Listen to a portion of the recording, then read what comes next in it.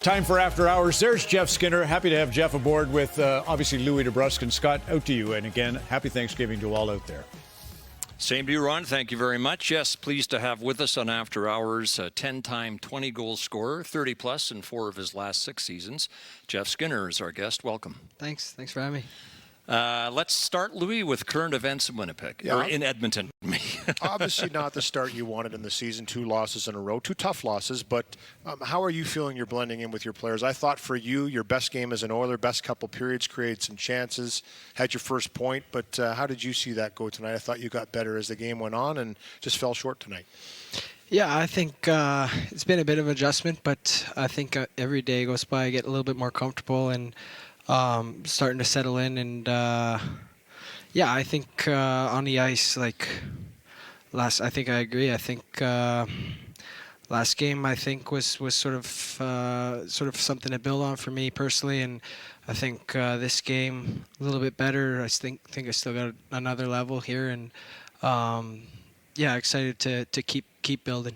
14 years in the league, you haven't played a playoff game. The decision to come to Edmonton, that had to play majorly in that, coming here to have an opportunity to make the playoffs and potentially win a Stanley Cup. Yeah, I mean, every player wants to compete for in those important games, and I think everyone saw the run these guys went on last year, and obviously everyone knows kind of the key guys and impact players they have. For me, I think coming to join them, try and be a complimentary piece to them is something that excited me, and yeah, I'm happy it worked out the way it did. Yeah. Okay, Jeff, let's move past tonight's game and get to Jeff Skinner. This is your life. So let's start with when you were preparing to play in the NHL, and this takes us back to 2010.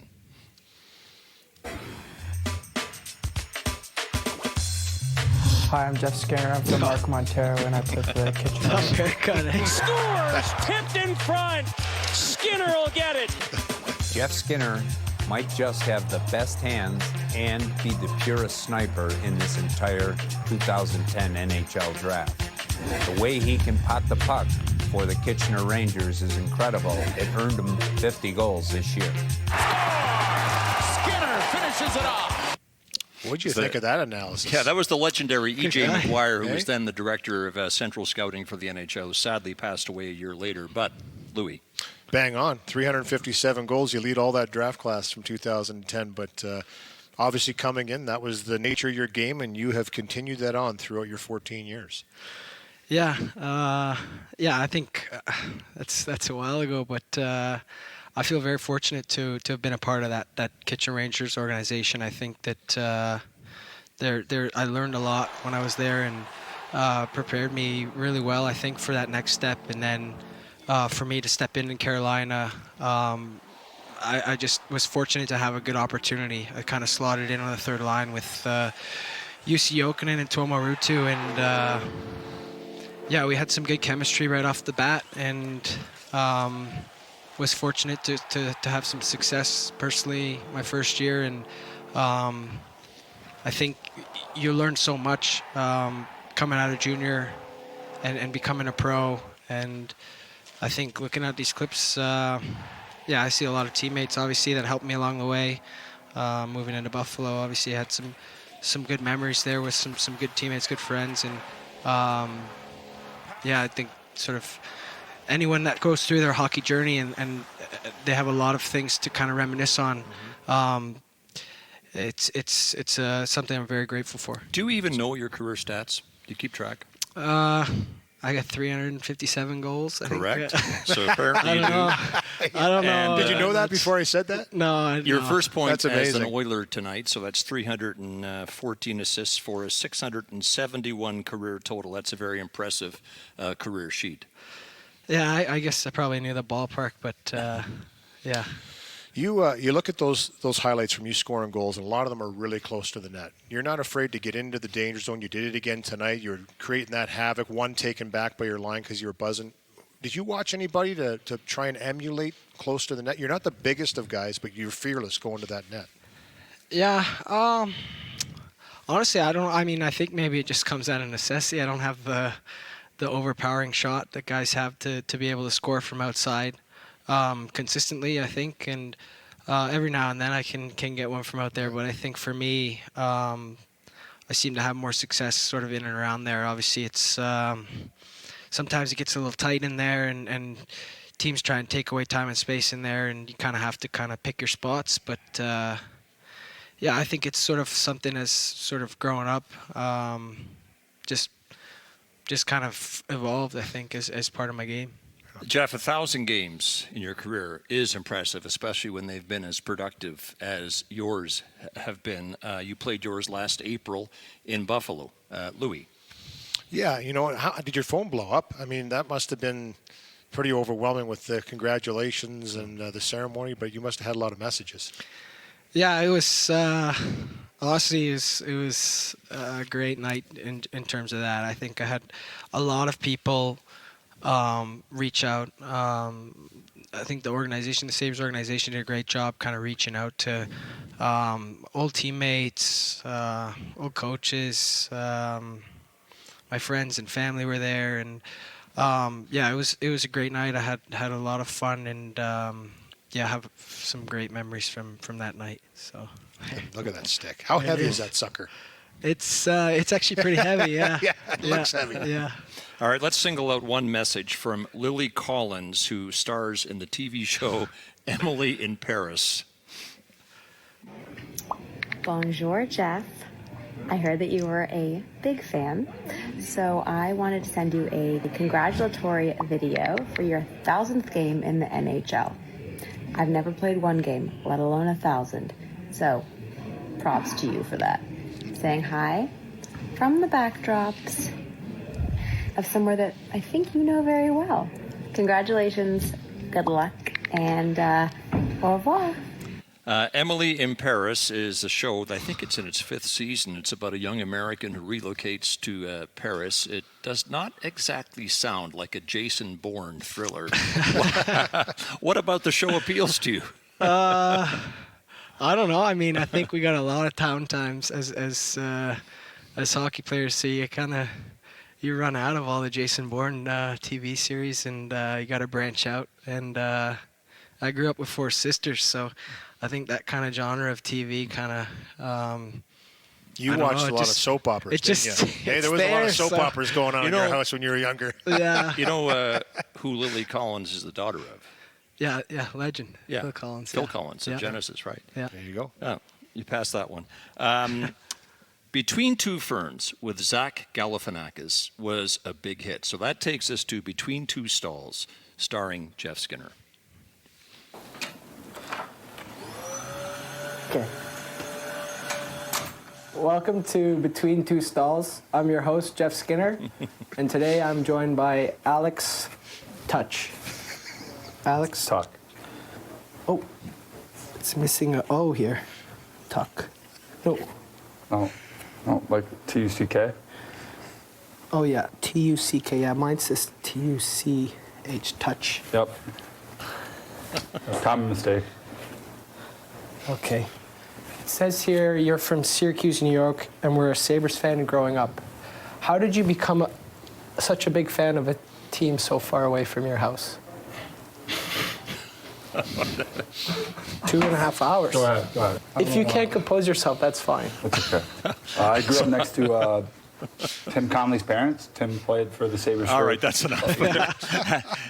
After Hours looks strikingly like Between Two Stalls. We don't even have to try to make it look that way. Way to keep a straight face, though. It looks like the hardest looked thing. like you had a real blast doing that. Yeah. They.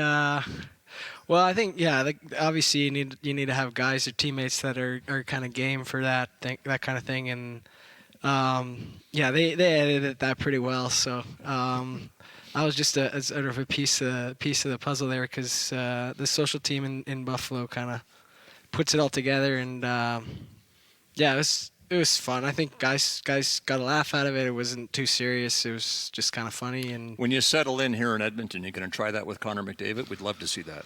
I don't know. I mean, I think some people have asked, but honestly, I don't know if that guy needs any more interviews than he already gets. So I'm going to have to ease off on that, but we'll keep it on the back burner, I guess. Here's a question from Oily Gifts.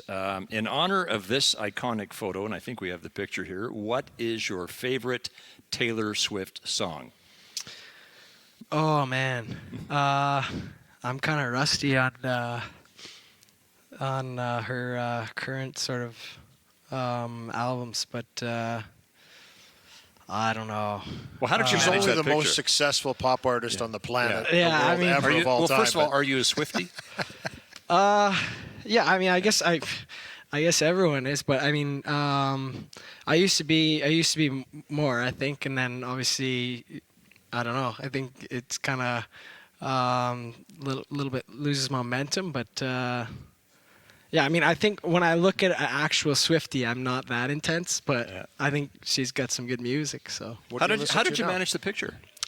that was actually she was coming to Raleigh, and I just kind of asked our PR guy if we could do a meet and greet, or we could.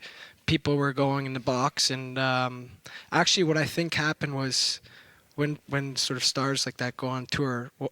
What I understand is they have someone that sort of works the area. So like Southeast United States would take her around Raleigh, and I think that person was maybe a Hurricanes fan or knew sort of about the Hurricanes, so they wanted because I ended up giving her jersey, and she had no idea the jersey was coming. So I think someone that works for her, like in the area, had like asked for a jersey or something from the Hurricanes, and it ended up being kind of a little bit awkward because she asked me if she wanted to sign the jersey that I had already signed. So You don't have her number in your phone, right? No. Right. No. Your skating, Jeff, is superb because you've got a base that almost no other player in the NHL has. And you may well be tired of talking about this, but your figure skating history is tailor-made for this program. Oh, nice.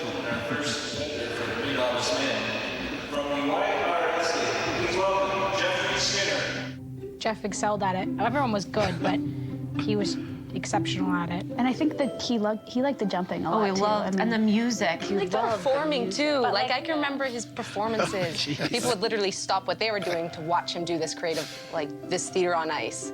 He was the only boy in a class of 10, like, very good figure skating girls. Were they always that complimentary when they're younger? We want to try and get that clean and consistent. And I don't I'm working know. on the triple toe. Frequently, he would be in his figure skates. We'd be picking him up at the arena, or one of us would be with him to drive him off. He'd be changing his figure skates into his hockey equipment and his hockey skates in the car, and we'd drop him off at the front of the arena and throw him out of the car, and he'd get on the ice. Back and score, Skinner! All right, so the benefits of figure skating in your hockey career, Louie. It's true. You know, growing up, you always heard figure skaters turn into great hockey players. It's great for your edge work, but there's not a lot of players that have done it. You did it. When did you make the change? When did you make the change that you realized you wanted to go from being a great figure skater to really concentrate on hockey? Well, there's some edge work from tonight and the classic 10-2 positioning of the skates. You can see in the way you skate, you use your edges incredibly well, and you're strong on your edges. That's the other thing, too. It's not just about the way you move. When you get pushed, it doesn't knock you off the puck. I think that's one of the biggest strengths you have, in my opinion. I don't know if you feel that way, but that's probably comes from that balancing you do with figure skating. Yeah, I think one of the biggest things too, I think, was I was on the ice so much as a kid. I think I did them both at the same time.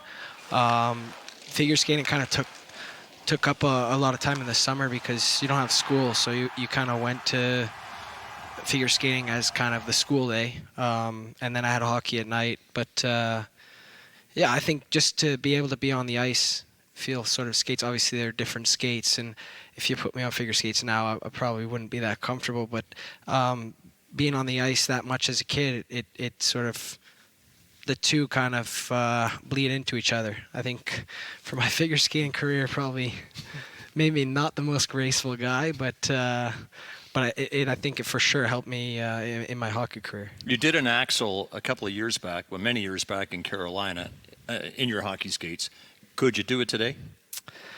I think maybe, yeah. I mean, I don't know if I'd try it, but You're being modest. I mean, it's like I think, riding a bike. You're never forgetting that. yeah, and I think yeah, I mean, it's it's obviously a little bit harder with the hockey skates, but when I was skating, that was kind of sort of something I was pretty used to doing pretty consistently. So I got lots of pads on there too. If I fell, it would be a fine. We're going to finish with this question from Fahim Banji. Can you ask Jeff who he thinks should be the new host of After Hours?